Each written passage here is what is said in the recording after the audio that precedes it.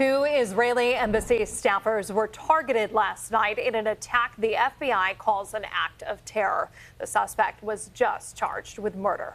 Police and witnesses say the suspected gunman shouted "Free Palestine" as he was taken into custody. Erica Brown is live in Washington, D.C. with the latest. Well, Shana, Rochelle, we're near the Capitol Jewish Museum where those two Israeli embassy staffers were killed just outside of the venue in what law enforcement has described as a targeted attack and an act of terror. Now, the suspect remains in custody after being charged with murder. Law enforcement officials combed through the scene of Wednesday night's deadly shooting outside the Capitol Jewish Museum in Washington, D.C.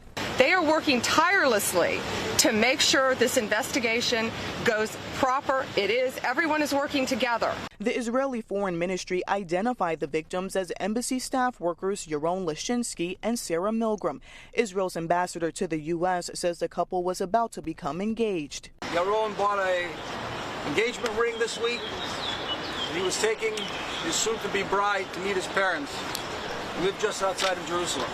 Milgram was from Kansas and Lashinsky was an Israeli citizen. Police say the couple was gunned down leaving an event at the museum, which attendees say included a discussion about helping to get aid into Gaza.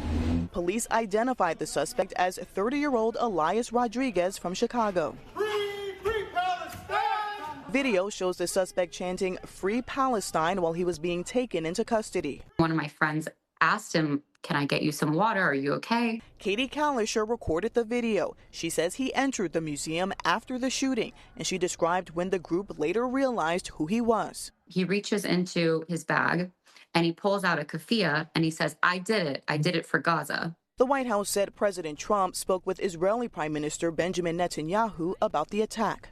President Trump is saddened and outraged over the brutal murder of two Israeli embassy staff here in Washington, D.C. last night. Law enforcement in Chicago searched the property connected to the alleged shooter. Attorney General Pam Bondi says it's an ongoing investigation, but so far it appears he acted alone.